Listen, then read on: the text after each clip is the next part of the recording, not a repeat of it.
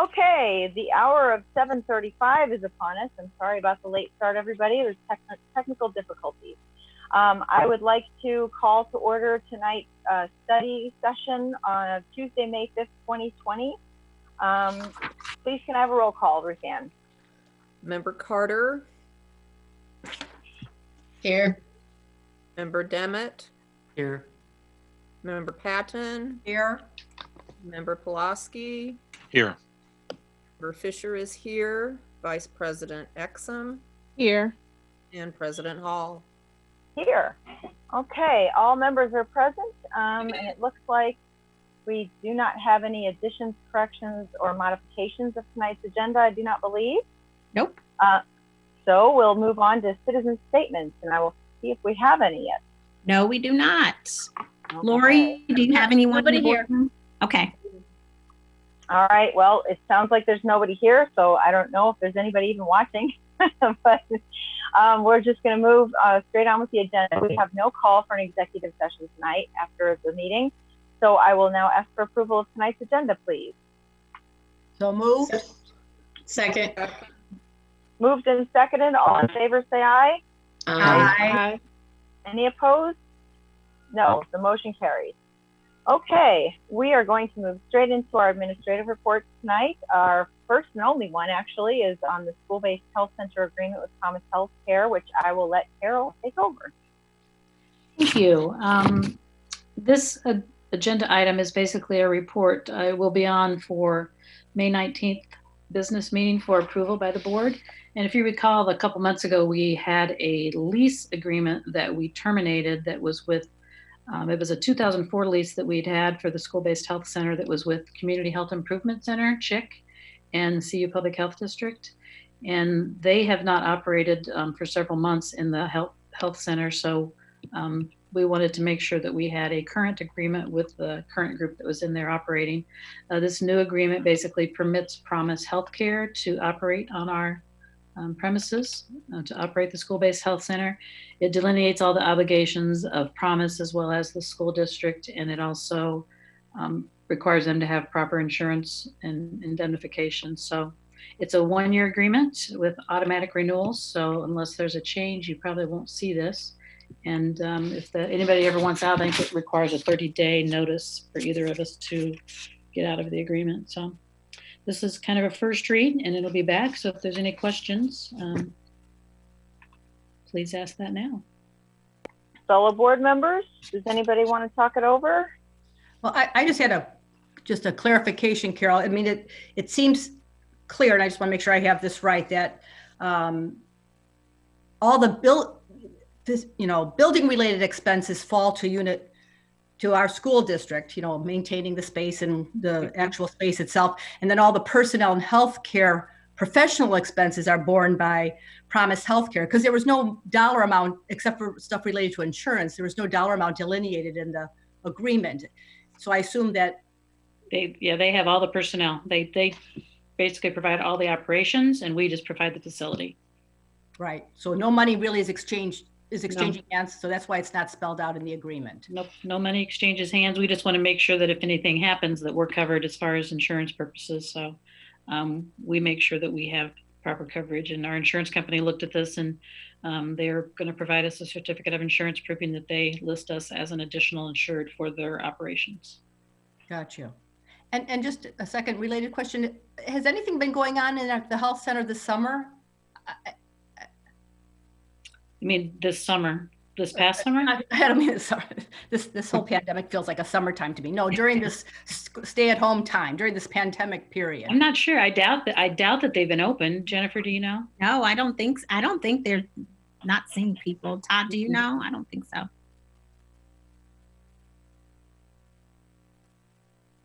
Any other questions? Okay, thank you. Mm-hmm.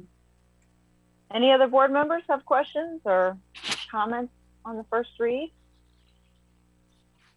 Okay, it'll be interesting to see what happens with COVID and with the schools reopening. I know, I mean, they also cover not just healthcare, but also dental care through the health center. So yeah, I mean, people who normally go in there, the students who go in there for normal checkups and everything. I don't know how that's being handled, but I guess it has nothing to do with this report. So you're bringing this back to us again our next meeting in 2 weeks, right, Carol? And we'll take a vote on that. Yeah, it will be voted on May 19th. All righty. Okay, well, if nobody else has any more questions on that, if you just bear with me, I'm toggling back and forth in between my agenda.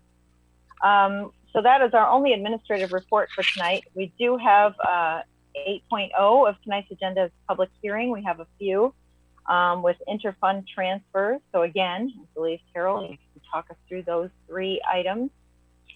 Yes, if you recall, for last year's tax levy process. Let me interrupt. I'm sorry. We need to declare the public hearing open. Oh, yes, thank you. Thanks, John. I'm sorry, I haven't had to do one of these yet. I don't have a gavel, so do I have to say hear ye 3 times or anything? Just declare it open. Declare it open, yeah. All right. I now declare tonight's public hearing on the interfund transfers open. Yeah, you'll have to read each of these individually, I imagine, but just to preface, these transfers are necessary for the FY19 tax levy. I'm sorry, the FY18 tax levy payable in 2019-20. This is the one that the county clerk didn't do the tax allocations correctly. So in order for us to get our taxes into the correct funds, we're going to have to do these permanent transfers to move the money to where we intended it to be for budget purposes. So wanted to make sure that got done before the end of the year so we can actually move the money and make these transfers before the end of our fiscal year. So this was published in the paper that we would have the hearing tonight. If anybody had any objections, to come speak. And then the resolutions to approve these transfers will be approved at the next May 19th meeting. That will actually affect these transfers. But they're 3 separate transfers to different funds. So you'll need to probably open and close each one. Fine. Mm-hmm. All right, so I'll read out each one of these. Just like Carol said, there doesn't seem to be any public comment yet, but I guess they have between now and the 2 weeks if there's any other questions. But the first one is 8.1, a public hearing to receive public comments on the proposal to transfer $41,286 from the district's life safety fund to the district's operations and maintenance fund pursuant to Article 17-2A of the Illinois School Code, 105 Illinois ILCS 517-2A, to be used for operations and maintenance purposes and expenses related thereto. Interfund transfer number 8.2 is a hearing to receive public comments on the proposal to transfer $267,345 from the district's tort fund, the district's operations and maintenance fund pursuant to Article 17-2A of the Illinois School Code, 105 ILCS 517-2A, to be used for operations and maintenance purposes and expenses related thereto. And 8.3 is another interfund transfer. We were asking for public comments on the proposal to transfer $230,119 from the district's transportation fund to the district's education fund pursuant to Article 17-2A of the Illinois School Code, 105 ILCS 5/17-2A, to be used for educational purposes and expenses related thereto. So there's no public comment apparently tonight, but we will then take a vote on this in 2 weeks' time. And I'll be reading all of this out again in 2 weeks, so thanks for bearing with me. And then you need to close the hearing. All right, and since we have no comments or complaints or any other communications, I will now announce this public hearing closed with action to be taken in 2 weeks. Right, okay, moving on to 9.0 on the agenda, we have action items. The first one of which is explanation 9.1 of working cash for the summer projects that Randy Ashman has been talking to us about. I don't know if Randy needs to come back and make any more mention about this. Not unless the board has questions for him. Yeah, anybody? I assume we're taking individual votes on these 2 items, correct? I will move approval. Okay, we have a movement for approval. Any other comments or anything before we have a second? I'll second it. Okay, moved and seconded. Ruth Ann, could I have a roll call, please, on 9.1? Member Carter, Yes. Member Demmett, Yes. Member Patton, Yes. Member Plosky, Yes. Member Fisher votes yes. Vice President Exum, Yes. President Hall. Yes, motion passes. So that is for Randy to get to work on all of these facilities projects this summer. And 9.2, our next action item is the extension of the current contract that we have with First Students, the amendments for the contract, pardon, with First Students, which was about our bus services. So again, Carol, did you want to just give a quick recap for that one? Basically, this is just extending the amended contract that we amended last month, I believe. It only went through April 22nd, and we wanted to make sure we extended that through the end of the school year now that the school closure is still continuing. So this basically amends that same agreement just to extend it through the last day of the school year. Okay. Did anybody else have any other comments about that? I move approval. Okay, so we have a movement and second. Roll call, please. Member Carter, She's muted. Sorry, yes.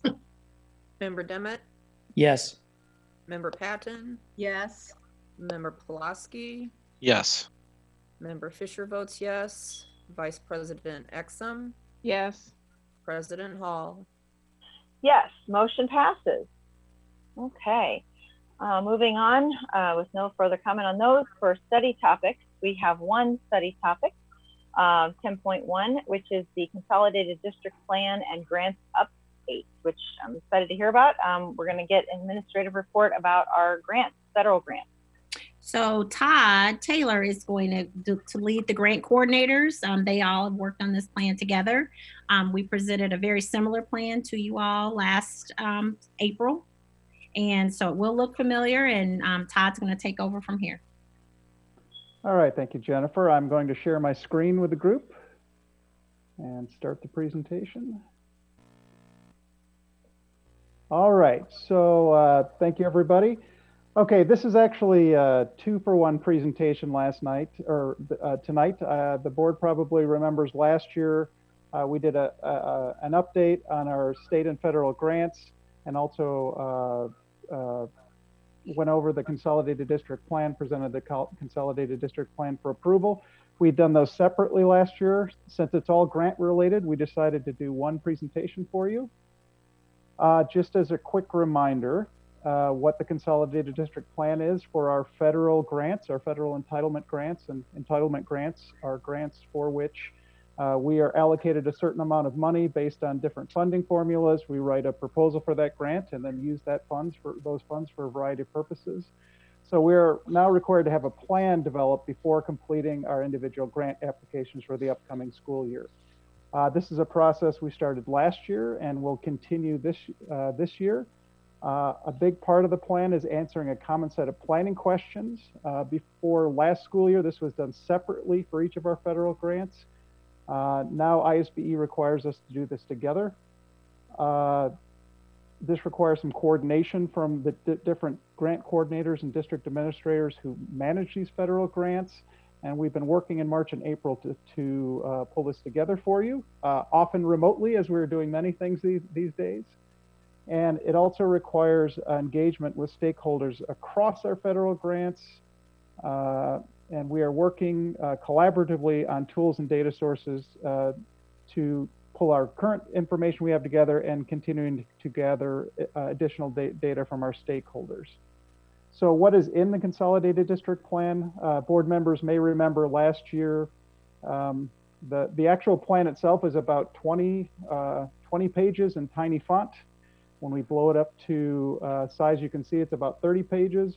But here's a summary of what is actually on the Consolidated District Plan. It's a summary of our different needs assessments data that we pulled together from a variety of sources. It summarizes our stakeholder engagement with our different stakeholders in our district.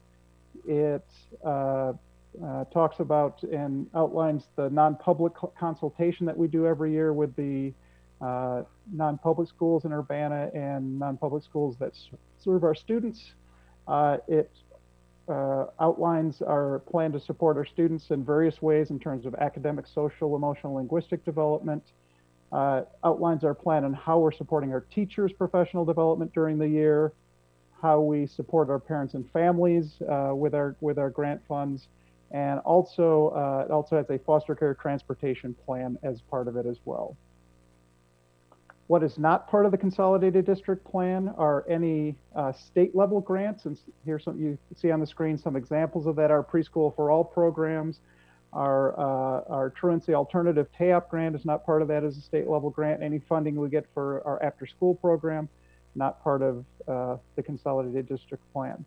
Also not part of the plan are any competitive grants. So like our 21st Century Learning Centers grant that Linda Gibbons oversees is not part of that Consolidated District Plan. And also not, at least at this point, part of that Consolidated District Plan is our new CARES money. That's our Coronavirus Aid, Relief, and Economic Security Act funding that will be coming to the district. That is not at this point part of the plan. So what is our timeline? Well, this plan has to be approved by the board before we can submit it to ISBE. And it also has to be approved by ISBE before we can write individual grants, before we can get individual grants approved for the upcoming school year. So here is just kind of a summary slide on the grants that are included. As you can see on here, our different Title I grants, Title II, III, and IV. Those all refer to the Every Student Succeeds Act, different pieces of that, as well as our special education IDEA grants on there. Those are all part of the Consolidated District Plan, and we'll be talking about all of those tonight. Even though these other grants are not part of the Consolidated District Plan, we will still be reporting on these different grants. And again, as we referred to before, our Early Childhood Block Grants, our Prevention Initiative, our 21st Century Learning Grant, our TAP grant, and then our CARES funding. So that's a quick overview of what we're going to be talking to you about tonight. And at this point, Carol's going to take it over and talk a little bit about some of the grant requirements. Sure. You probably remember some of this from last April when we did this presentation, but all of the grants, administrators have to submit an application that has to be approved by ISBE. Sometimes that's a back and forth. They'll deny it, kick it back for one or two reasons, and that process will be, we'll submit it, they'll return it for changes. That happens over a period of several weeks sometimes before we finally get it approved. So, but all of those applications have to basically show how the grant funds are going to be used and how much money is going to be spent in each category. And there's a lot of, like I said, movement back and forth between the grant administrators and ISBE regarding that, in order to get the final approval. Anytime they want to make changes after the fact, so once that grant's been approved, you can request amendments to the grant anytime up to 30 days prior to the project end date. So there's a lot of times when you may think you're going to spend money, a certain amount of money on salaries, but it ends up because of positions being vacated or something, you maybe don't spend what you planned. So sometimes those funds need to be moved around and you have to get approval from ISBE to be able to spend that money differently. So that's another process that has to happen during the year. The expenditure reports, how you're actually spending your money. For most of these grants, we don't get reimbursement until we actually do an expenditure report, which are due quarterly. And that's very important to make sure that we do get reimbursed for the amount of money that the district's spending. Some of the grants are on a payment plan where they do pay you every month or so, but the majority of them are on reimbursement. So until you submit those expenditures, you're not going to get reimbursed. The federal grants do permit carryover of unused funds, but generally state funds, if we don't spend them, they have to be returned. But currently, I know we've already received a 1-year allowance to be able to carry over all the state funds until June 30th of 21. Most of the federal grants, like I said, are already allowed to be carried over. We've even received some waivers this year to be able to carry over maybe more than what we normally are allowed to. So that provides us the flexibility we need, I think, for moving forward. As far as the submission of grants, all of those reports and claims and everything are submitted through IWAS, which is that internet web application system that ISBE has. That all of those have to be approved through my office. All the grant administrators submit them to my office, and then we approve them and submit them on to ISBE. The project start and end dates mostly go from July 1 to June 30th, but they do tend to, sometimes we have an extension through summer for summer programs, so they may go through August 31st, but it's very helpful if those end in June just for financial purposes. It makes it much easier for accounting and doing those expenditure reports. They do get audited every 2 to 3 years by ISBE, so they actually have monitors that come out and look through our records, as well as annually as part of our financial audit. The grants are also audited. So we do have oversight in that area. So now the individual grant coordinators will walk you through how each of their grants were spent or allocated to be spent this year and any anticipated changes for next school year. Great. All right. Thank you, Carol. So first up, we have Chris Vowles from Urbana Early Childhood School, and she's going to talk about 2 of our early childhood grants. Hi, everybody. There wasn't a lot of change between last year and this year with our early childhood block grants. The Preschool for All is the grant that funds our largest program, the Urbana Early Childhood School site. And that money pays for the majority of our staff. Special education money pays for the rest of the staff. Also pays for coordinators, principals, administrators, our speech therapists, the family coordinators. So the bulk of our money from that grant goes to salaries. What is left, we purchase services, which includes things like the bus and subscriptions and our assessment systems, and then about $13,000 for supplies and materials for the year. That includes all of our office materials, our materials for classroom staff, as well as those things that we purchase to support our families for our family events and our family education piece. So this money serves about 360 total children in half-day programs at the Urbana Early Childhood site. We are not expecting any significant changes for 2021. In fact, everything we hear is the money will probably stay about the same unless there are other programs in our state who start refusing money for some reason or another, and we will expect the monies to be about the same. As you know, salaries will probably increase every year, and so hopefully the state will find some money to help us meet those salary increases while still maintaining some of the other components of the grant.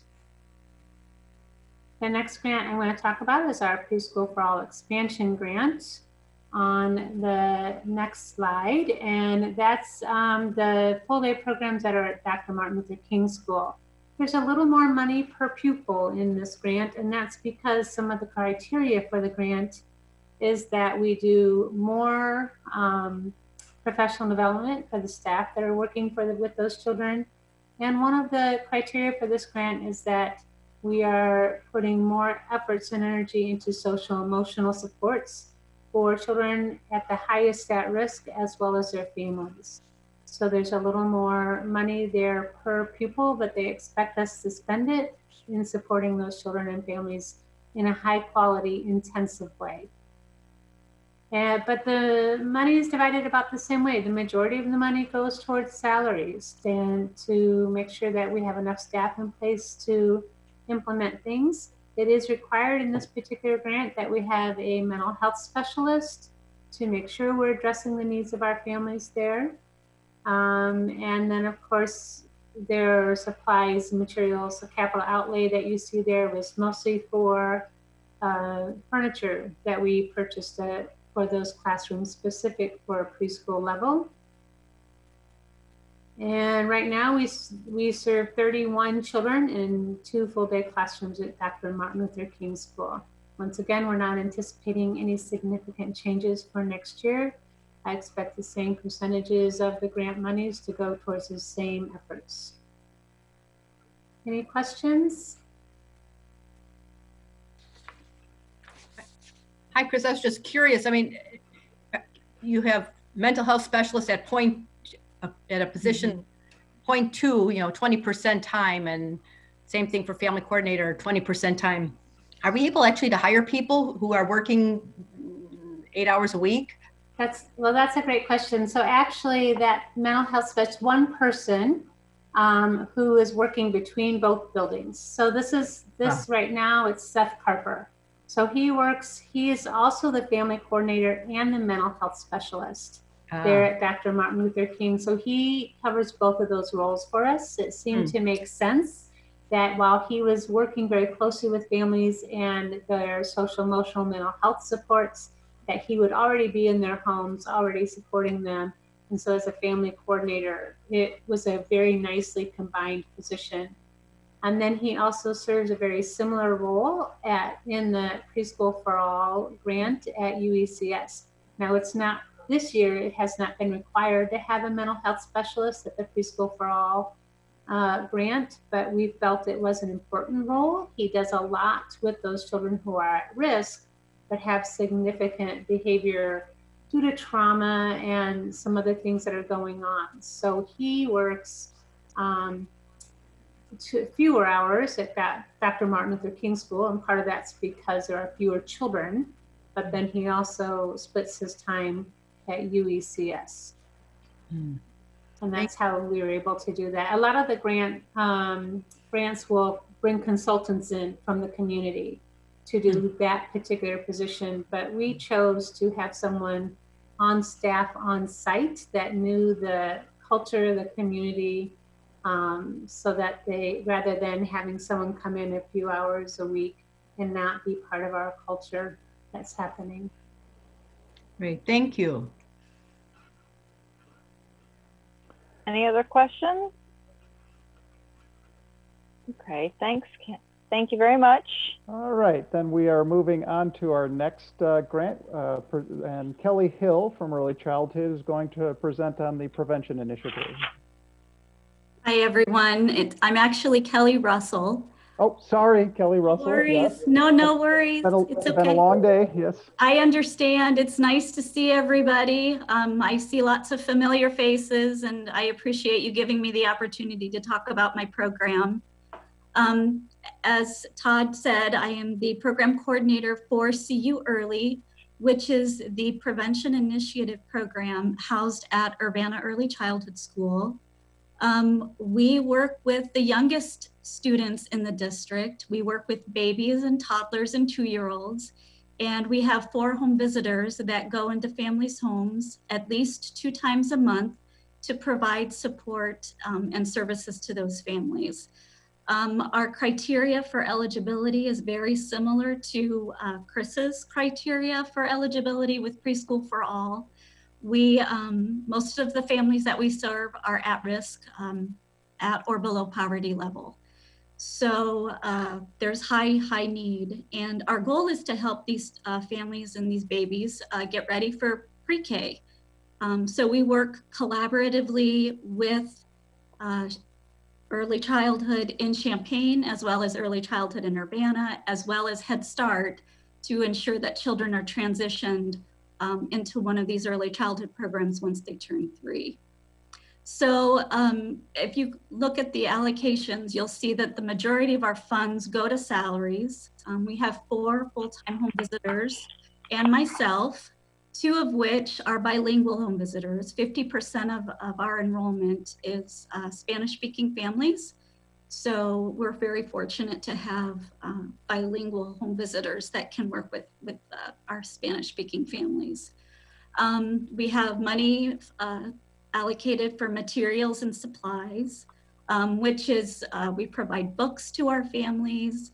We provide bus passes to some of our families because we also help not only with child development support, but we also help families with goals that they're working towards. So if a family is looking for a job, or if a family may want to go back to school, we help them with that goal. We have money in professional development. That includes an infant mental health consultant that works with all of our staff monthly, provide reflective supervision. And then we also have parent education and support, where we provide a parent ed piece, a series of workshops for families in the fall at UECS, and then in the spring at Champaign Pre-K that focuses on children, supporting children's social emotional development for preschoolers and infants and toddlers. We are funded for 85 families and 95 children. And again, our grant is unique in that we collaborate really closely with Champaign Pre-K as well as Champaign County Head Start. Does anybody have any questions?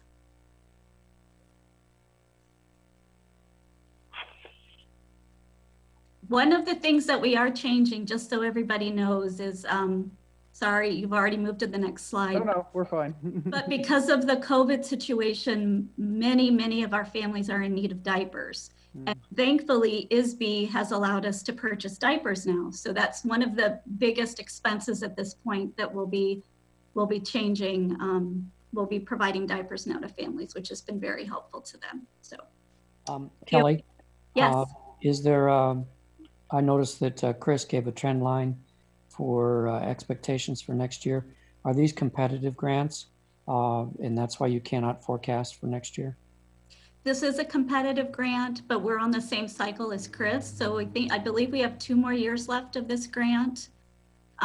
So we're okay for the next couple of years. So you expect funding to remain Correct. Constant? Correct. Right. Thank you. Correct. Yeah. I'm done. Thank you. Okay, thank you.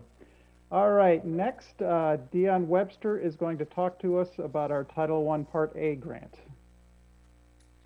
Good evening, everyone. I'm going to talk briefly about our Title I program and our Title I grant. We haven't had many changes this year from last year. One of the main changes were just the removal of some staff positions that were in the grant, and we just replaced those with materials and supplies that has historically been in the grant.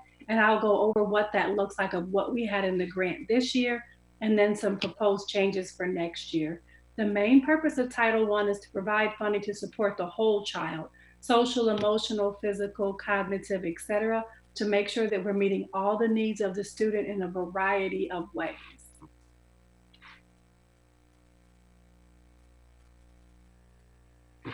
So the Title I goals have changed slightly. They used to be a little more detailed. So now they're just 3 large goals of supporting student learning, learning conditions, and educator quality. So they've condensed the goals that we had before that were a little more lengthy, but the thought and the main purpose of them remains the same, but they fit under 3 main umbrellas of student learning, learning conditions, and educator quality. And this is the purpose of our funding, and what we use our funding to support are these 3 main areas.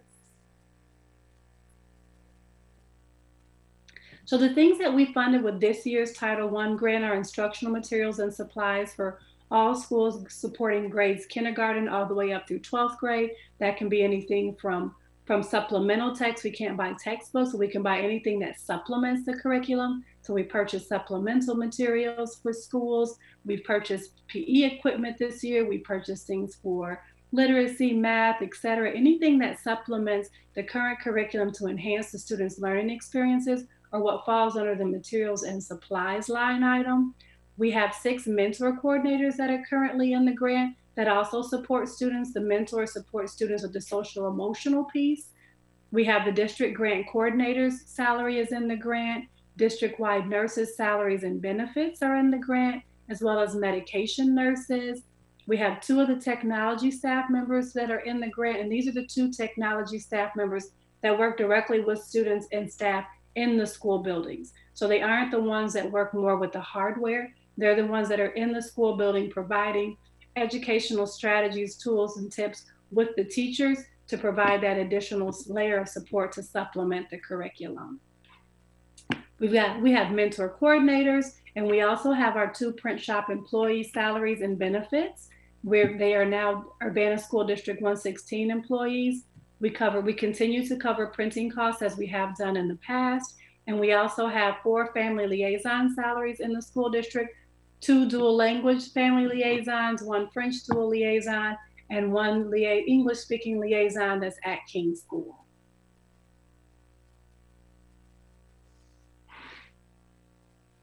Our next page, we have 2 district-wide family liaisons, which are Janice Mitchell and Lucia Maldonado. Our Director of Mentor Coordinating and Community Involvement salary comes out of the grant. family engagement materials, which include anything from supplies that we have sent home during remote learning, pencils, papers, supplies, books for families to read with children, materials that we buy for family engagement events come out of the family engagement materials. We had $25,000 allotted for the thought exchange. We weren't able to put that into place this year, but our plan is to put that into action next year. We buy a variety of subscriptions with Title I funds, such as AIM Webs Plus, online guided reading programs, which have been invaluable during this time, PBIS subscription, and a variety of other electronic subscription costs. We have a lot of money for professional development. This summer, we will have quite a few virtual professional developments. We always offer professional developments with Title I funds in the summer. We support literacy and math primarily. So this year we are working on doing the same thing, but it will look slightly different. And then we also have money allotted for our non-public schools. Currently, we support 2 non-public schools that accept non-public funding, Champaign Montessori School and Holy Cross School. This money also supports the retired Urbana school teacher that goes to each of those schools and supports the students that qualify for that support, as well as materials and supplies that support the programs in their building. So for next year, the changes that we have coming up is, in the past, non-certified staff members replace Title I teachers, which are literacy interventionists now in the grant, to save money from the federal TRS percentages. But since the TRS percentages have lowered, and now the IMRF, Illinois Municipal Retirement Fund, has increased, salaries for Title I teachers, which are currently called literacy interventionists, who are certified staff members, will be placed back into the Title I grant to maximize Title I funds. And this will also be in alignment with ISB guidelines. The last few years, ISB has asked about a lot of the expenditures that are in our grant that aren't related directly to working with children, like nurses, the tech people, and a few of the other positions, the district mentor coordinator, et cetera. They do support children, but the literacy interventionists work directly with children on a daily basis. So we will work on making that swap next year due to the reduction in the TRS percentages and the increase of the IMRF. So this will allow us to maximize our funds to support students in a variety of ways. Any questions for me? Yeah. Can you explain the thought exchange, what that is? The thought exchange is what we did a few years ago. Is we ask questions. It's an electronic system that is sent out to staff and families, that it gathers information to help us to guide our strategic plan. So once we get that into place, that is what we'll use. That's the electronic platform that we will use to collect all of that data and information. Okay. And Tori, we actually did one engagement this spring already. As we were gearing up for strategic planning, we sent out those 2 questions in January, and we had quite a bit of response from students and community members and staff. The next step for that was to take that information before COVID kind of stopped everything, but our goal was to take the engagement to the next level and use the information that we received from that first engagement with the community and our stakeholders to set some priorities for strategic planning. So we'll still do that. We still have all that information, but we have the subscription with them, and they support us. They help us pull all the data out. They help us kind of set up the engagements. And so because it's a community engagement stakeholder piece, we're allowed to cover that through Title I. Okay. And then can you explain again the non-public school support with Holy Cross and Champaign Montessori? Sure. What is that again? Is that just going in and giving service to particular kids, or what is that? Non-public is supporting any students who reside in Urbana that if they weren't enrolled in a non-public school, that they would go to Urbana. So there are any students who qualify that we would provide literacy intervention support to with Title I funds. We provide those funds to the students at the non-public schools. And we do send it out to every school within our area that has Urbana students residing in it. And those schools can be in Champaign as long as the students have an address in Urbana.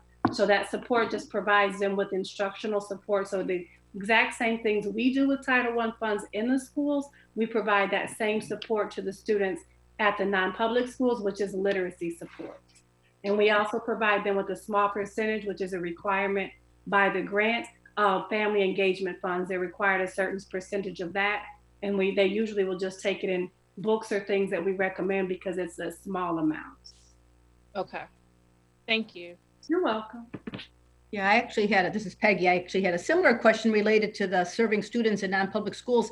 How does that work? Do some of our staff then actually go to those schools and work one-on-one with the qualified students? Or do those students come to our schools to get that kind of support, or something else? We have a retired teacher that we pay that goes to the schools, and the students are identified by assessments. So they take assessments at the beginning of the year. They send us their assessment data. They identify the students.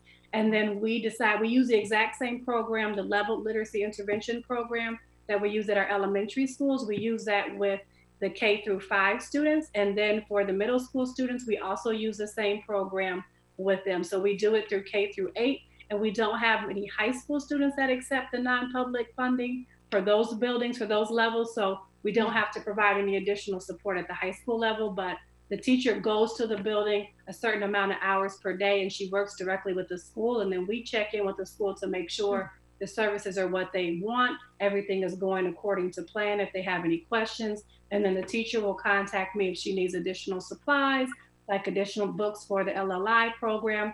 Last summer, they had money left over and she wanted to support learning over the summer. So we gave her funding to purchase books. Well, actually, she picked the books out and then I went and paid for them. So we exactly the same things that we do for our students, they do there, except for she goes to them. Got you. Okay. Well, thank you. A lot of moving parts in this grant, it seems. A lot.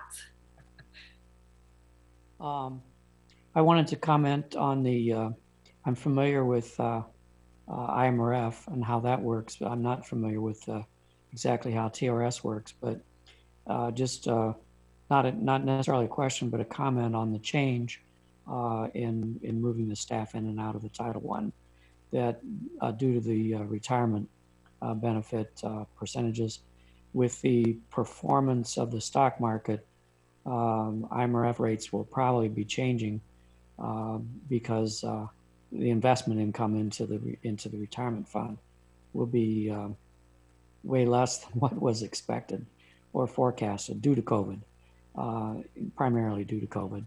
So we just need to be aware of that and watchful and careful next year as it proceeds. Thank you. All right, if there aren't any other questions, we'll move on to our next grant. And this is our Title I grant that Jen Roan from Gerber School will be talking about, one of our title grants that supports the education of our students at Gerber. Good evening, everyone. Our grant is a relatively small grant, but it is incredibly helpful for our students. It's somewhat similar in the goals to what Dion described for the larger Title I grant for the district, but our grant focuses on the unique situation that the students I serve are in, students that are unfortunately growing up in a residential treatment facility. And so the goal, as you'll see up here, is to prevent students from dropping out and provide for successful transitions back from institutions to further schooling and future employment. So we use some of those funds to pay salaries for additional teachers and teacher assistants during our extended school year program, our summer school program. That is a really important time for our youth in order to help them maintain structure and support, to work on gaining some ground in their academic skills, and to help provide some social emotional consistency, which, as you all know, is key to my youth. We use a large chunk of our funds for our public school liaisons, salary and benefits. This is a staff member that actually is housed over at Urbana High School. and she and a TA that are assigned to work with her, they help facilitate the transitions for our kids to public school. So they work with the UHS and UMS staff to help understand the unique situations that our students are experiencing and help us select classes that our students can be successful in. So we can kind of ease them back into a more traditional public school setting. We also are very grateful that we have this grant to help provide instructional materials. We have used it recently for a lot of guided reading supports for our students to try to work on some of those reading deficits that our kids come to us with. We've also used them to purchase additional Chromebooks to help supplement instruction as well, which, as we all know, have been very handy in this current crisis time. Also, I believe it was 2 or 3 years ago, we added in 2 specific Gerber therapeutic crisis intervention trainer positions to work just with my staff. So their stipends come out of this grant fund. That has been incredibly valuable. All of my staff are TCI trained, and we renew our certification every year, we refresh. And these trainers are also available to provide in the moment, on the spot, debriefing when crisis situations occur. So we've really been able to, I think, better serve our students and meet their social emotional needs and assist our staff with our professional development as far as dealing with crisis situations. And then the last piece of our grant is usually used for summer professional development for our certified staff. Sometimes we use this money for an academic focus. Last summer, we spent part of the time aligning our guided reading and our writing curriculum. We've also used some money some of the summers to work on aligning a school-wide social skills curriculum, which is such a valuable piece to our students' future success. I believe most of you have heard me talk about our social skills curriculum and how important that is for our kids' future. And so I believe this summer we'll be working on those initiatives again. This grant has been pretty steady the last few years. It tends to be, right in this range. And, I will consult with Todd and Dion about, whether we need to make those similar adjustments to how Dion's making changes in putting her literacy interventionist back in. We do have a literacy interventionist at Gerber as well. That was removed from the grant several years ago because of the TRS funding issue. And so we'll work on that to use these funds to the best use possible. Do you guys have any questions for me?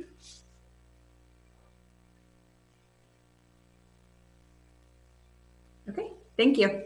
All right, so our next presenter is Kelly Truex, our Director of Staff Development. Also our newest grant coordinator. She has the pleasure of presenting on 3 different grants tonight, the Title I School Improvement Grants, as well as our Title II and Title IV grants. Good evening, everyone. The Title I School Improvement Grant 1003A is otherwise known as the Illinois Empower Grant. And the purpose of that grant is to provide funds for all children to receive a fair, equitable, high-quality education. And this money was given to substantially raise the achievement for students in lowest and underperforming schools. So there'll be several slides because there are 5 schools in Urbana that are receiving Illinois Empower funds, and these funds are for 3 years. So they do write a 3-year school improvement plan, and these funds need to be used to support that plan. So at Wiley, they are doing extended day learning supports for stipends and benefits. They hired 2 part-time interventionists for math and literacy. They they ordered quite a few supplementary ELA materials for their guided reading groups, leveled libraries, and classroom libraries. And then the schools can hire a learning partner, and Urbana has chosen to use the Illinois Association of Regional Superintendents as a learning partner, and they provided professional development at Riley on running records. Riley had a pretty extensive extended day program called Reading Rally, and so they also provided transportation for the kids for Reading Rally time. Dr. Williams also receives money from Illinois Power, and they did a Crazy 8 Math extended day program for kids, so stipends and benefits for teachers for that. They ordered some home and school online subscriptions for ELA and math, and did many leveled readers, culturally relevant leveled readers for their classroom libraries. She also ordered quite a few STEM supplemental materials, and their learning partner with the ROE provided professional development to increase administrator staff knowledge for academic gaps in literacy and trauma-informed practices professional development.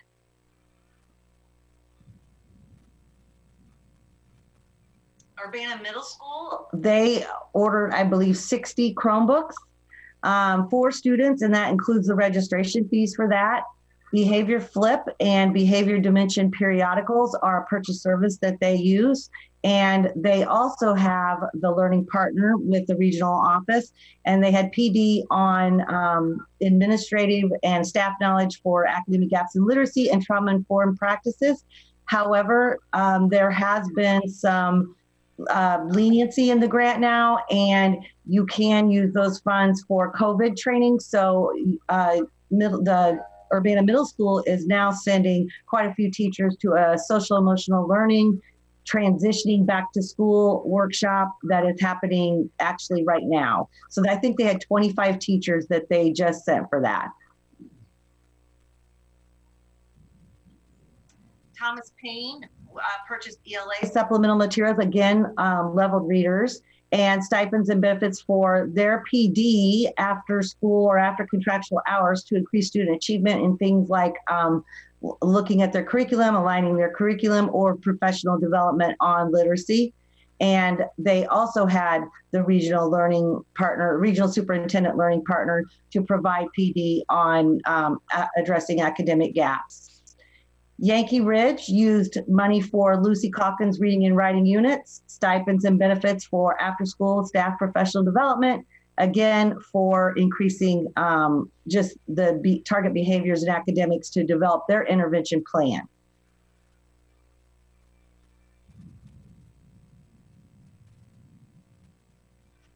I believe that was the last slide for Illinois Empower, the Illinois Empower grant. Are there any questions on the Illinois Empower grant before I move on to Title II? I had a quick question, Kelly. This is just to clarify, the Illinois Empower grant is still a federal grant, right? Yes. Okay, so just to make sure people, well, I know I would be confused about this, but somebody else, a parent or somebody who's curious about this, is separate from the evidence-based funding that we got from the state of Illinois, even though the school report cards kind of, you know, some of the results of the report cards from the past year kind of mirrored some of the stuff that we're working on this past year with funding and the learning partners and all that. It's separate and it's not competing with that, correct? Correct. The designations do guide who receives the funds, and then those funds are to be used to support the plans that they write, which is a 3-year plan. And they do have quarterly meetings with their learning partner that ISB attends as well, and they are required to do performance reports quarterly. Okay. And so does ISB select who the learning partner will be for each school, or who is that left to? That is up to each school. The district chose the regional superintendents, which is a very smart choice because they can hire anyone in the state to provide professional development. So there are many different learning partners. What ISB provides are the choices. But you as a district and your building, you have the autonomy to choose which district or which learning partner you would like to use. Great. Okay. Thank you. Any other questions? Okay, Title II. Title I is all for the students, working with the students and money for the students. And Title II is all about the teacher. And the money is used to provide, teacher and principal recruitment, hiring, retention, and professional development. So this is all about for our staff and our certified staff. So the things that we use those funds for is a non-administrative staff development coordinator salary. And then that would be, I believe that is Larry Simmons. And then stipends for PD and facilitators. These are things that we hire people for Winter Institute and just any PD presenters we have throughout the year. Consultants and conferences, that's a large chunk of the Title II grant. Right now, I know there are 2 consultants that were hired with Title II money. Elaine, I hope I say her name correctly, Elaine Spungen. She does the Conflict 180, and the district has been working with her, and a dual language consultant as well. And then many different conferences, such as an equity conference that administrators went to, admin academies can be paid for through this, Avid Summer Institute. We will be doing an Avid PD this summer with Urbana Middle School staff, and that will now be virtually, but that will come out of the Title II conference fee. And then also, we are using that with COVID-related remote learning PD. We are also sending with this grant, I think we had 31 teachers that are doing the SEL training right now for the transitioning back to school.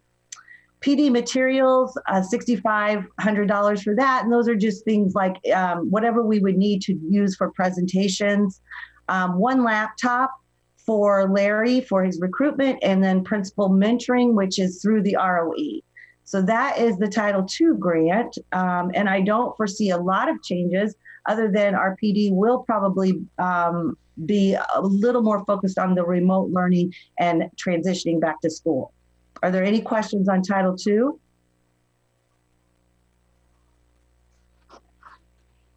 Okay. All right. Title IV is a student support and academic enrichment. And as Dion said, the Title I grant is all about the whole child. ESSA is about the whole child. So Title IV provides funds for those extra things that we would like to do. You can do things with the fine arts, with music, with physical education, school safety. And this year, the district reached out to PE teachers and purchased PE equipment and curriculum resources with the Title IV money. And it is a small amount, but I'm sure the PE teachers were thrilled to receive all the new equipment. Any questions on Title IV? Okay, thank you. Thank you, Kelly. Okay, we are moving on to another Title IV grant, 21st Century Learning Centers, and Linda Gibbons is going to talk to us about that. Hi, everyone. Yes, I'm going to talk with you about the 21st Century Learning Centers this evening, and this is a before, after, and summer program for our students' academic enrichment programming. Our very first grant we received in 2005, so we've had it now for 15 years. It is a competitive grant too. We're one of the few in the state of Illinois that have actually had a grant this long. We have 3 grants at this point in 5 different schools. The Urbana High School, Urbana Middle School, Leal Elementary, King School, and Dr. Williams School. We're serving around 500 students between all 5 sites. And we are primarily spending our money, we spend it on staff salaries. These are not full-time salaries. These are, in addition, all of our staff work for the school district. They're either teachers or support staff. So this is additional duty for them to work in this program. We have hired very few staff from outside of the school district for this program over the years. Right now, I don't believe we have any. We also spend a large chunk of money on safe transportation home for our students. It's expensive. We also do some field trips, so you'll notice that. we also, let's see, this grant is a competitive grant, and we do compete for it for every 3 years. And basically the money is fairly sound for us for these schools, although we never know exactly what's going to happen at the federal level, whether the money will be allocated or not. We get lots of information about the grant not being, being cut. So I also wanted to mention that we do have a state after-school program grant. This was formerly known as the Healthy Communities Grant.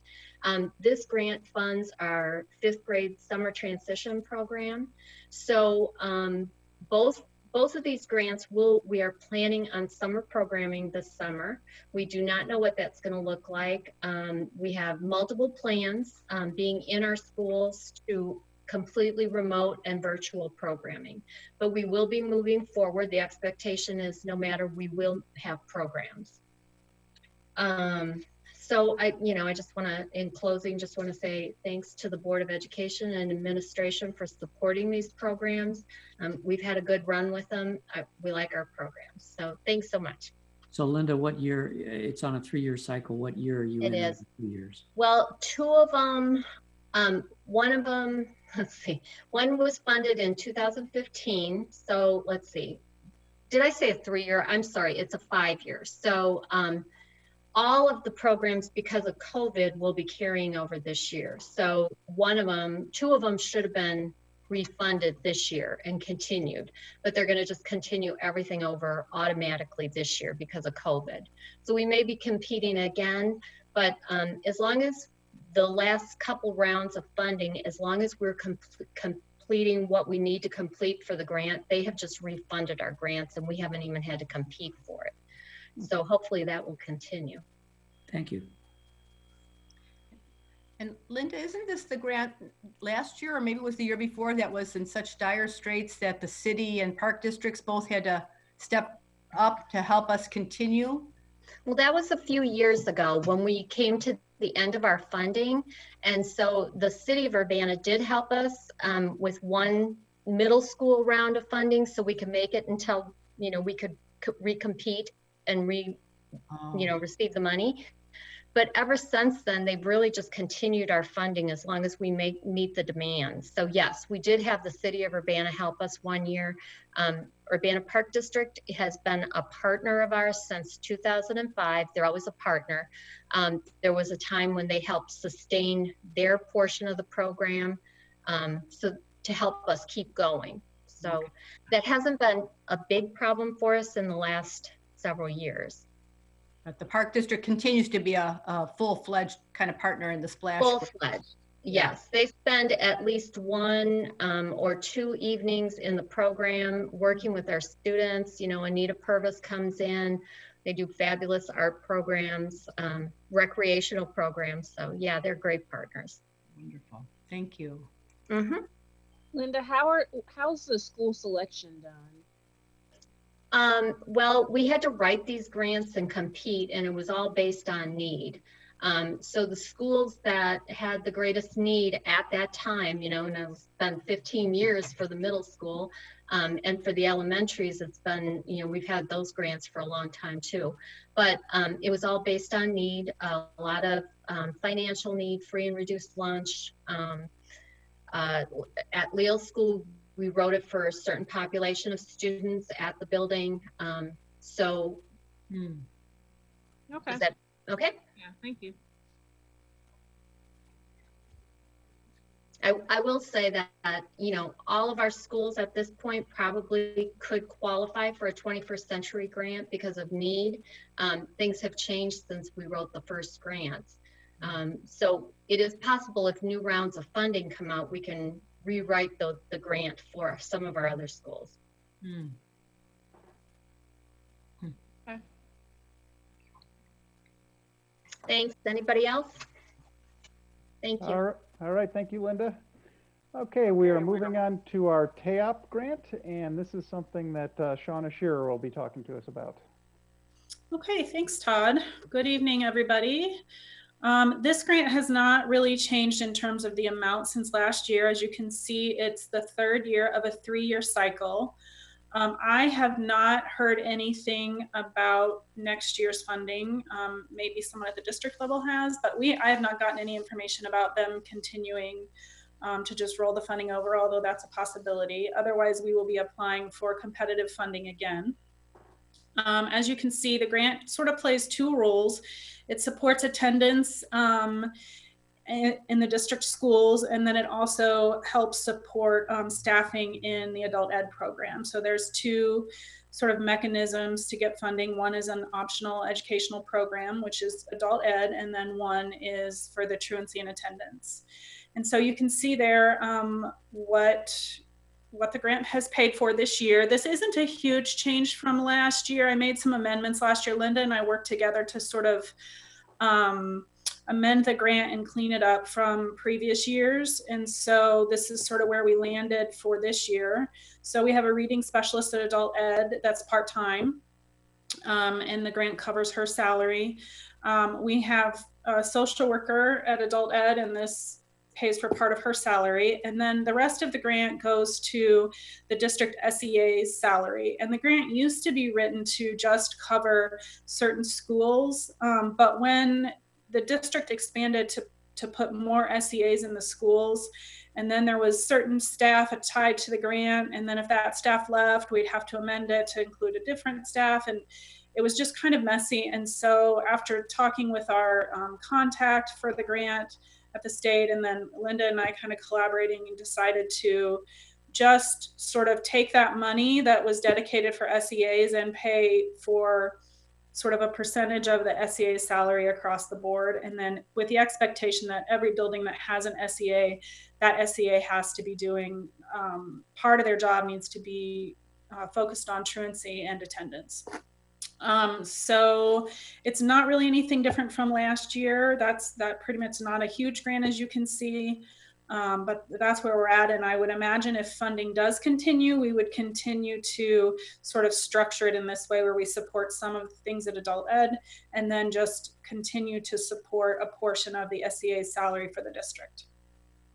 Does anybody have any questions? What's the typical, and you may not know this, but when would the application normally be available? And then when would you normally get a response? That's a great question. And Linda, so this, I wasn't in this role when the last time it was competitive, but what I'm understanding is that it's usually released late anyway. Linda, can you clarify that at all? I believe it's late spring. Anytime now, it should have been released. Jennifer, can you help with that? Yeah, I was going to say it's usually really a late one. So, and we never really find out. There have been years where we didn't find out until October if we were funded.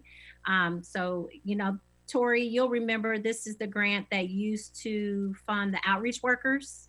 Oh, yeah. Yeah, okay. This is I do remember. Yeah, this is the funding that for years and years and years, before they were SEAs, they were outreach workers. Yeah. Okay. So many times, we might hear in August, but then there have been years where we wouldn't know until late September or October what our funding might be. Okay. Yeah. All right. Thank you. Mm-hmm. Any other questions? All right, thank you, Shauna. Thank you. All right, so our next presenter is Lupe Ricconi, presenting on our bilingual grants under Title III. Everybody. So Title III hasn't really changed as far as its purposes very much. It has three main purposes. Todd, if you want to flip the slide, or whoever is running the presentation. So it's, first and foremost, it's, to provide support to our EL and immigrant students to develop high levels of academic achievement and help to develop their English proficiency, to establish and maintain high quality programming, and to provide outreach and engagement opportunities for our parents and families and communities of our EL students. The money is, just as Title I, meant to be supplemental. So we use it to purchase supplemental materials and to provide supplemental support to our programs and to our staff. We did have some changes with the way the funding was allocated this year. You can go ahead and go to the next one. So typically this money is distributed in two parts. One is the immigrant education portion, and the other one is what used to be called LIP Labs. This year, the federal funding for IEP was reduced dramatically, and we did not receive any of that funding this year. And unfortunately, we didn't find out that we weren't getting any of that funding until after winter. So that was money that we have historically received anywhere between $20,000 and $30,000 a year, and this year we received nothing. On the flip side, however, in late July, we did receive word from ISB that we were awarded a special bilingual education award, which was about a little less than $23,000. So that did help us a little bit to recover from that, which is why our LIPLEP funds are a little bit higher than they typically are. So we were able to kind of allocate that into our LIPLEP funds a little bit. The majority of that funding typically gets spent on salaries for our native language teaching assistants, which we provide native language support at King's School. We still provide native language support in Indonesian and Arabic and Mandarin. As well as a lot of that funding this year was able to purchase additional supplies and materials to help supplement some resources that they were needing, as well as PD. We were able to provide some additional PD to some instructional coaches to go to different workshops up north, helping to pay for travel expenses and such, as well as doing some site visits this year for high school dual language rolling up. So they got to see a lot of programs to help them better prepare for next year, as well as a good chunk of the money as well is for our Grow Your Own program for the tuition payments for staff licensure. So we have, for the past few years, allotted some of this money to help support teachers to become fully licensed bilingual teachers, to help us maintain high quality staff and get staff that we already have to continue to work for us and stay in the program, as well as money allotted to assist with parent engagement. Yeah, so does anyone have any questions for me?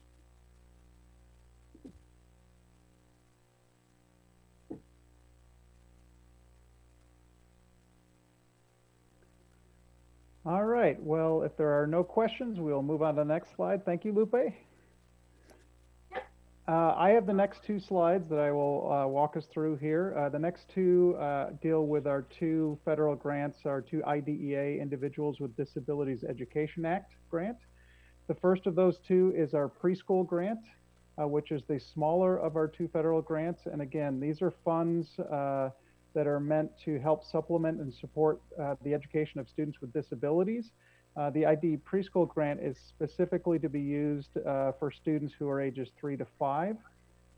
For this school year, this grant was about $63,500.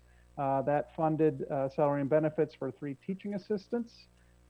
This funding has been relatively stable and flat for the last 8 years or so. We're not projecting any significant changes to this grant for the upcoming school year. I guess I feel fortunate as the grant coordinator for this grant because IDEA tends to be a little bit of ahead of some of the other grants in terms of allocations and applications. We just got our IDEA application today for our July 1st writing deadline, and I think that might be the first one that came out compared to our other grants. So that's our IDEA preschool grant. Our large IDEA grant is our IDEA flow-through grant, and this is a very similar purpose to supplement and support the education of students with disabilities. This money can be used to ensure that all kids with students with disabilities aged 3 through 21 receive a free and appropriate public education in the least restrictive environment. For as long as I've been managing this grant in the last 8 or 9 years, and before that, it has primarily been used to pay for salary and benefits for teaching assistants. This year it paid for about 37 teaching assistants. We also purchase supplemental technology for students with disabilities, things like Chromebooks, iPads, and laptops for use with students with IEPs and staff who work with them. And again, this is not money that's used for, all of our teachers get a computer or a laptop. That money's not, that's not where that money comes from. This is supplemental money if a student's IEP team determined they need a different piece of technology or something else to access the curriculum or be able to fully participate. That's how we use some of that money. One interesting piece of this grant is we have to set aside at least 5% of the grant to be used for professional development. And I put a few examples on there on how we use that money. We do have 4 TCI trainers in the district who are our district teachers, and so we pay them stipends to be our TCI trainers. If we are doing TCI training and retraining on the weekend or some other time, we also provide a stipend for staff to stay maintained with their TCI training. One thing we were very excited about to support with our IDEA money this year was a Paula Kluth Inclusion Conference. Paula Kluth is a big name in inclusive education. That was supposed to happen in April. Unfortunately, COVID happened. So we were not able to send our 40 staff members from across the district to that. They have rescheduled for the fall, so we're keeping our fingers crossed for the fall that we will be able to send them. That's a local conference, by the way, that was put on by our CU Down Syndromes Network, and we were happy to support that, and again, hopeful that that will happen in the fall.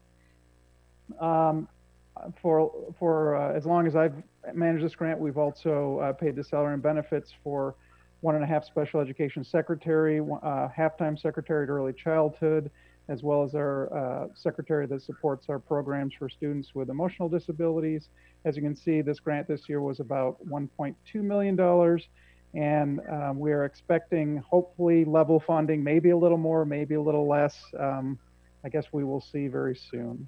So those are the 2 IDEA grants that we have, and I'd be happy to take any questions.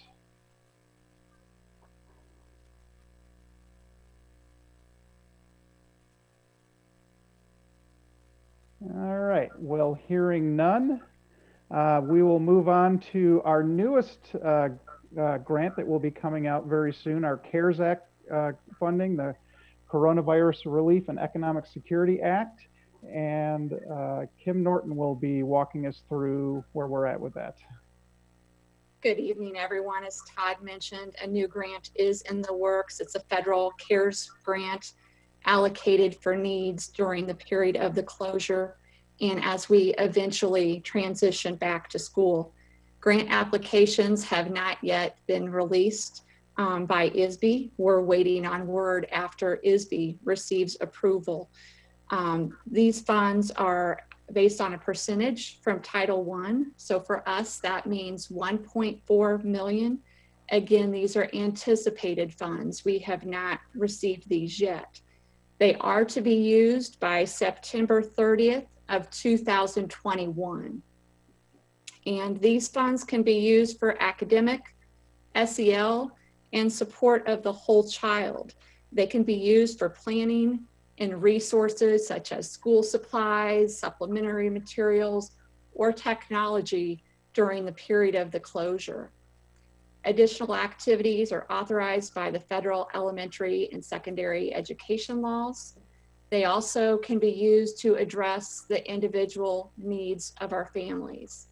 And it's just also important to mention that with the CARES Act, the Secretary of Education has the authority to waive assessments and accountability, which has occurred for all Illinois schools. All of the state assessments have been waived.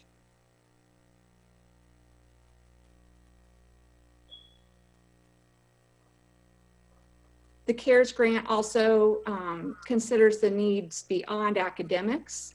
It provides, funds can be used to provide meals to eligible students, technology for online learning, things for connectivity, such as Chromebooks, access points, hotspots, Funds can be used to provide guidance for our students during the period of the closure. Our services do not end with counseling, guidance, mental health services. Those continue on and funds can be used for that. Summer learning and supplemental after-school programming. And again, those are going to be remote at this time, but we still have funds available to support that.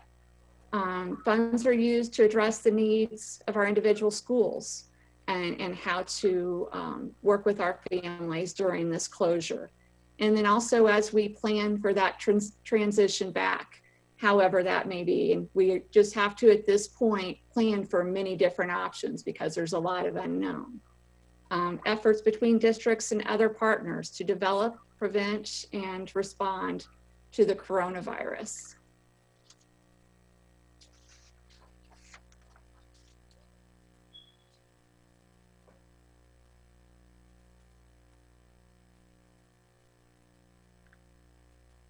The funds can also be used to support professional development during this time and to minimize the spread of infectious diseases. For example, it can be used for gloves, masks, and sanitizing our schools, other activities necessary to maintain the operation and continuity of services. As I mentioned, ISB is in the process of completing the state grant. And so then once that's completed, we'll have more information on the timeliness and when those funds will be received. ISB is researching when districts can apply for these, and they also encouraged us to prioritize our activities for remote learning in the future. We will definitely need to work for some type of hybrid as we help our students transition back and continue to incorporate the technology that we've distributed. And again, these funds are anticipated and we're still awaiting that formal application. Any questions? Kim, are these the only funds, you know, it gets confusing when you hear reports about different funding streams that have come out of Washington during this pandemic. Are these the only funds that were designated for school support, or is there another, you know? So there are other funds. For example, there's flexibility with some of our grants. Title I can also be used to support during this time.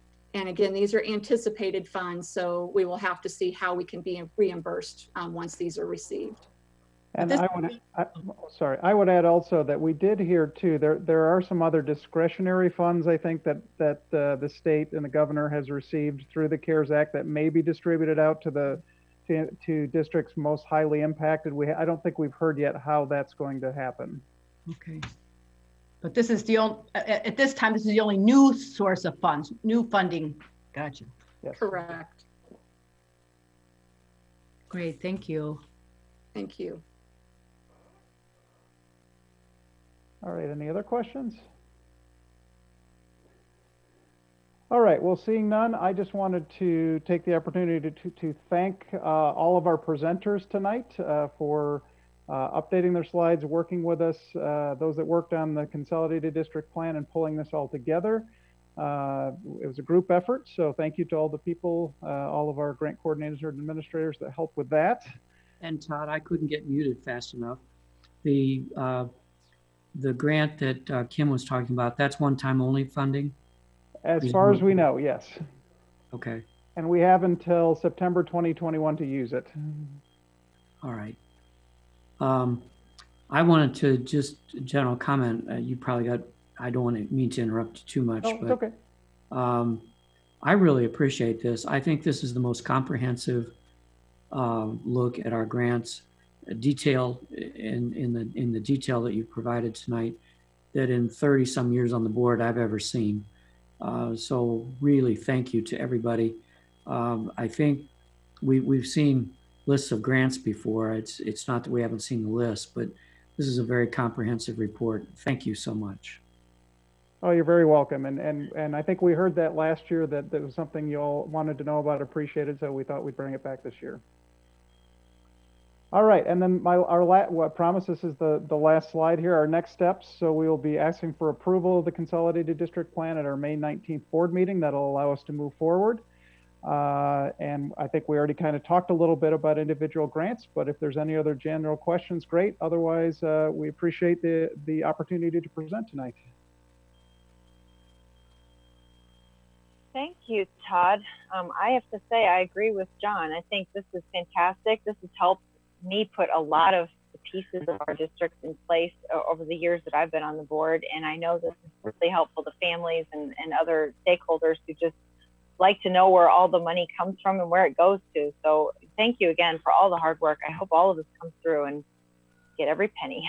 All right, great. Thanks, Todd. Sure. That's our only study topic for tonight.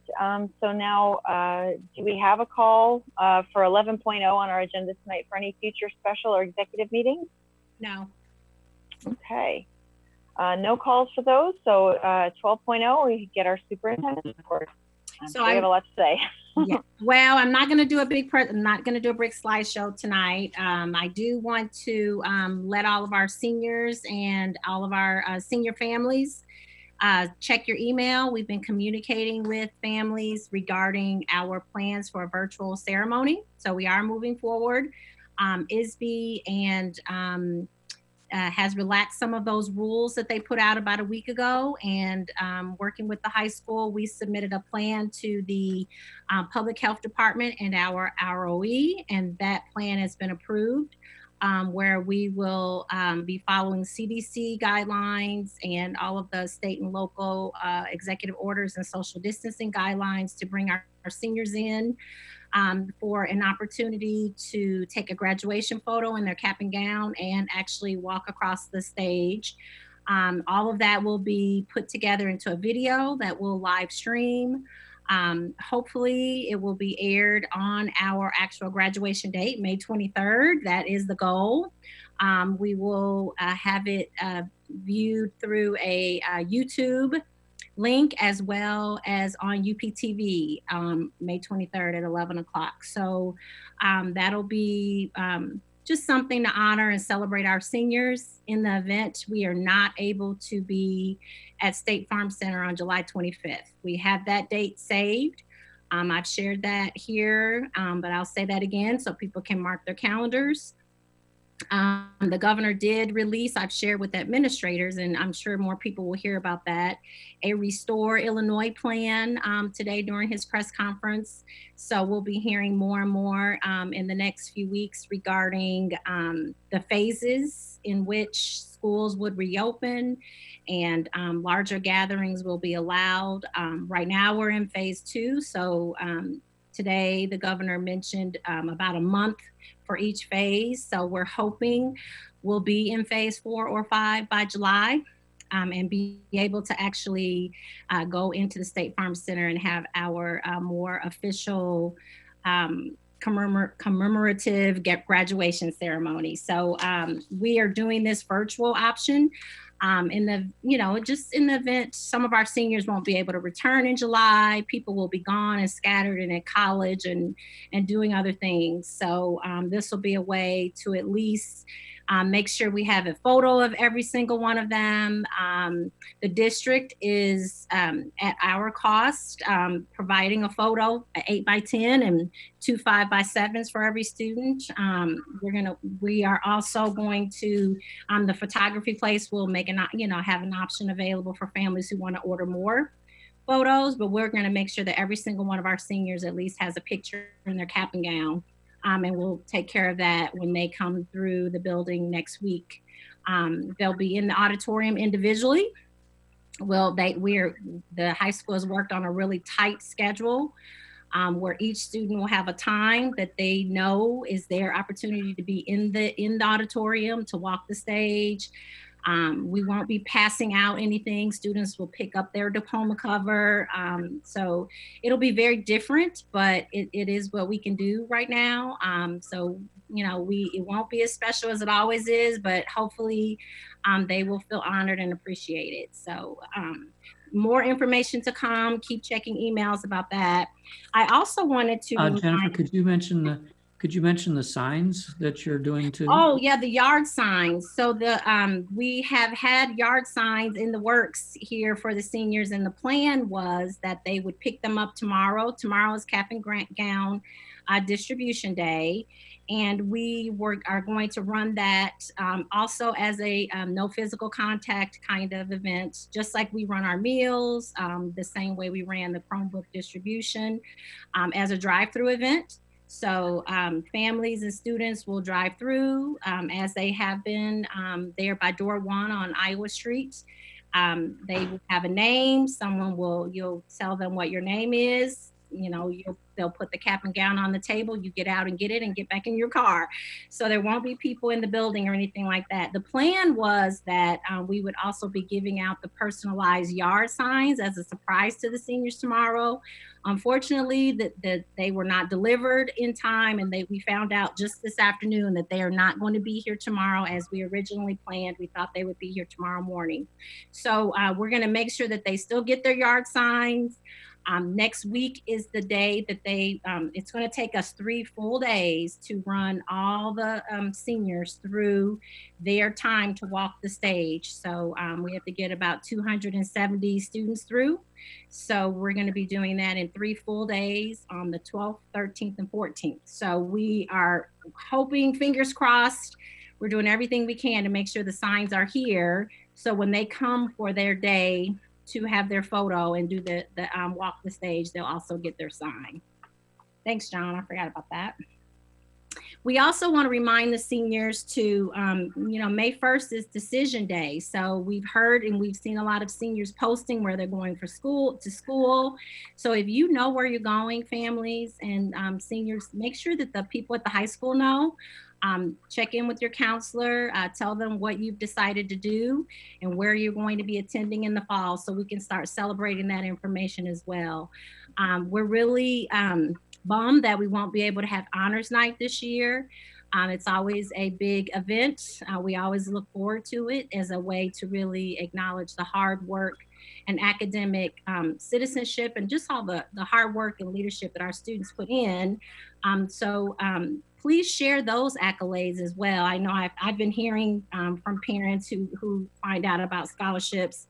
A proud papa, Mr. Burris, sent me just in the last couple of days, his daughter Ella was one of 2 students in Illinois to win the 2020 IFT Robert Porter Scholarship Award. So it's great to send that information to me, but we want to be able to have that information at the high school. So I'm encouraging all families, as you find out about these scholarships and special awards, share that information with the counselors at the high school so we can compile it all together and have a way that even though we can't be in the auditorium celebrating all of your honors, we can still have that, and we're going to find a way to get that information out. Can I hope that Cameron works on that and we end up with a press release, because yes, that seems to be the only way that we'll get it, the News Gazette, to print anything. Yep. So we're going to gather that, but we need all the seniors and we need parents to let us know. So send that information on to the counselors, the admin, whoever are your personally important people at the high school, and make sure that they know of all those wonderful accolades that I know our students are racking up, because they typically do. And this, as John has always said, this is an extraordinary class. The class of 2020 is doing phenomenal things, and it makes me sad that we won't be able to sit in the auditorium and recognize all those phenomenal things that they're doing, but please still share them with us so we can make sure that the public and everyone knows about them. Okay. I do appreciate how the high school guidance is putting on the website on Facebook about the students and what colleges they're attending. I think that's great. Yep. Yeah, let us know. I know I've seen them all over the place, but we need, we know most students are making those decisions. So pass that information on to us. And Jennifer, it's good that you're making this announcement at the board meeting, but I presume that Dr. Berensson has made a direct appeal to parents at the high school to send him that information too, right? That parents have heard this individually, not just. So right now, most of the messaging in the last few days have been about graduation, but yes, that will be the next step, is to make sure that people are sending in that information. I know the counselors have been doing that, but we'll have Dr. Berenson do it as well. Thank you. Mm-hmm.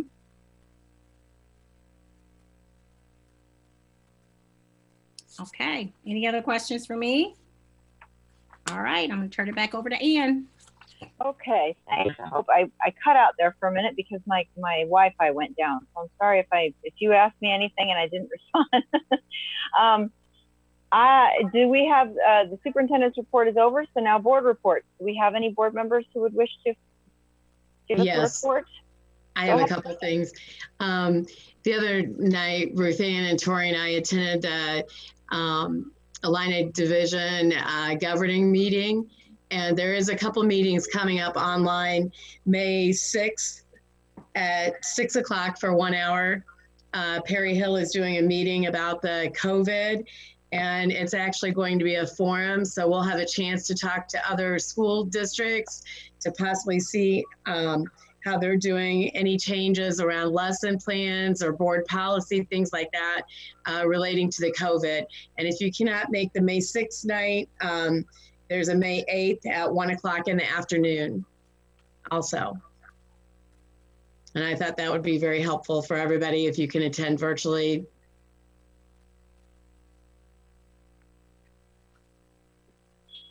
Great, thanks, Brenda. Yeah, I saw that email too, and it's good that they're offering it at 2 different times because, you know, I mean, when we did it physically, sometimes it was hard for people to go to the afternoon one because of work, and then there's an evening one too, so that's nice. I didn't get to make the last one, not the division dinner, but the last virtual meeting, but I heard it was really informative, so that's a good thing for us to take part in.